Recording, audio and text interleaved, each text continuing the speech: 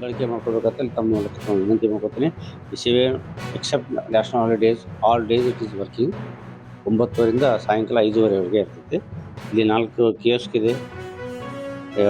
ವಿನೂತನವಾಗಿ ಒಂದು ಸೆಂಟರ್ ಇದೆ. ಯಾವ ರೀತಿ ಬೆಂಗಳೂರಲ್ಲಿ ಇದೆಯಲ್ಲ ಅಪ್ಲಿಕೇಟೆಡ್ ಈ ಬಾಗಲಕೋಟೆಯಲ್ಲಿ ಕೂಡ ಒಂದು ಜಿಲ್ಲಾ ಮಟ್ಟದಲ್ಲಿ ಕೂಡ ಮಾಡಿದ್ದಾರೆ. ಈ ನಮ್ಮ ಜಿಲ್ಲೆಯಲ್ಲಿ ಈಗಾಗಲೇ 24 ಲಕ್ಷ ಜನರಿಗೆ ಆಧಾರ ವಿತರಣೆ ಮಾಡಲಾಗಿದೆ. ಈಗ ಏನು ಮೈನರ್ ತಿದ್ದುಪಡಿ ಜನ್ಮ ದಿನಾಂಕದ ಆಗಲಿ ಅಥವಾ ನೇಮ್ ಕರೆಕ್ಷನ್ ಆಗಲಿ ಅಥವಾ ಫೋಟೋ ಕರೆಕ್ಷನ್ಸ್ ಆಗಲಿ ಮೊಬೈಲ್ ನಂಬರು ಅಡ್ರೆಸ್ ಏನೇ ಕರೆಕ್ಷನ್ ಇದ್ದರೂ ಕೂಡ ಬಳಸಲಿಕ್ಕೆ ಸಾರ್ವಜನಿಕರು ಇದನ್ನೊಂದು ಕೇಂದ್ರವನ್ನು ಬಳಸಬೇಕಂತ ತಮ್ಮ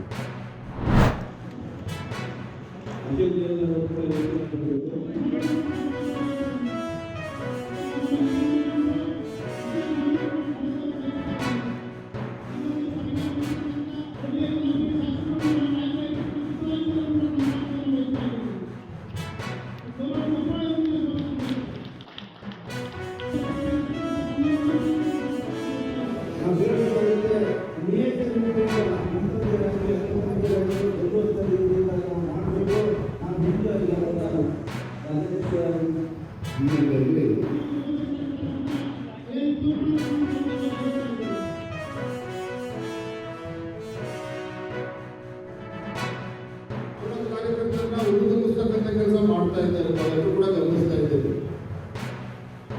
ಮತ್ತೆ ಕೇಂದ್ರ ಚುನಾವಣಾ ಆಯೋಗ ತಗೊಂಡಿರ್ತಕ್ಕಂಥ ನಿರ್ಧಾರ 20 ವರ್ಷಗಳ ನಂತರದಲ್ಲಿ ನಮ್ಮೆಲ್ಲರಿಗೂ ಕೂಡ ಒಂದು ಸುವರ್ಣಾವಕಾಶ ಸಿಕ್ಕಿದೆ.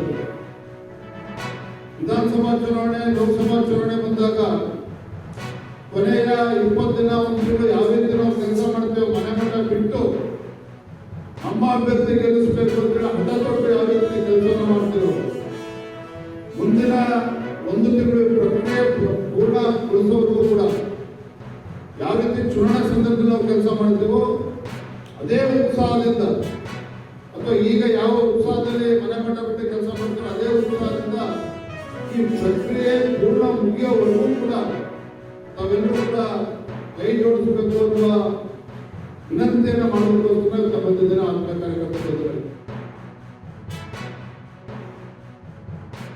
ಇವತ್ತು ಬಿತ್ತನೆ ಬೀಜ ಗೊಬ್ಬರ ಖರೀದಿ ಮಾಡಿ ಏನೋ ಕಳೆದ ವಾರ 1-2 ದಿನ ಮಳೆ ಆಯ್ತು ಅಂದ್ರೆ ಬಿತ್ತನೆ ಮಾಡಿದ್ದಾರೆ, ಮೊಳಕೆನೂ ಕೂಡ ಹೊಡೆದಿಲ್ಲ. ಇವತ್ತು ಮೆಕ್ಕೆಜೋಳ ಇರ್ಬೋದು, ತೊಗರಿ ಇರ್ಬೋದು, ಉದ್ದು ಇರ್ಬೋದು, ಸೂರ್ಯಪಾನ ಇರ್ಬೋದು, ಹತ್ತಿ ಎಲ್ಲ ರೈತರು ಕೂಡ ಸಂಕಟದಲ್ಲಿದ್ದಾರೆ. ಸಾಲ ಸೋಲ ಮಾಡಿ ಬೀಜವನ್ನು ತಂದು ಗೊಬ್ಬರ ತಂದು ಇವತ್ತು ಆತ್ಮಹತ್ಯೆ ಮಾಡ್ಕೊಳ್ತಕ್ಕಂಥ ಪರಿಸ್ಥಿತಿ ನಿರ್ಮಾಣ ಆಗಿದೆ. ಈ ಪುಣ್ಯಾತ್ಮ ಮುಖ್ಯಮಂತ್ರಿ ಪ್ರಧಾನಮಂತ್ರಿಗೆ ಪತ್ರ ಬರೆದು ತನ್ನ ಕರ್ತವ್ಯ ಮುಗಿದಂದ್ರೆ ಕೈ ಕೊಟ್ಟು ಕೂತ್ಕೊಂಡ್ರೆ ನಾಳೆ ರಾಜ್ಯದಲ್ಲಿ ರೈತರು ಆತ್ಮಹತ್ಯೆ ಮಾಡಿಕೊಂಡ್ರೆ ಈ ಕಾಂಗ್ರೆಸ್ ಸರ್ಕಾರವೇ ಹೊಣೆಯನ್ನು ಹೋಗ್ಬೇಕಾಗ್ತದೆ. ಆ ಎಚ್ಚರಿಕೆಯನ್ನು ಕೂಡ ನಾಡಿದ್ದು ನಾವು ಶುಕ್ರವಾರ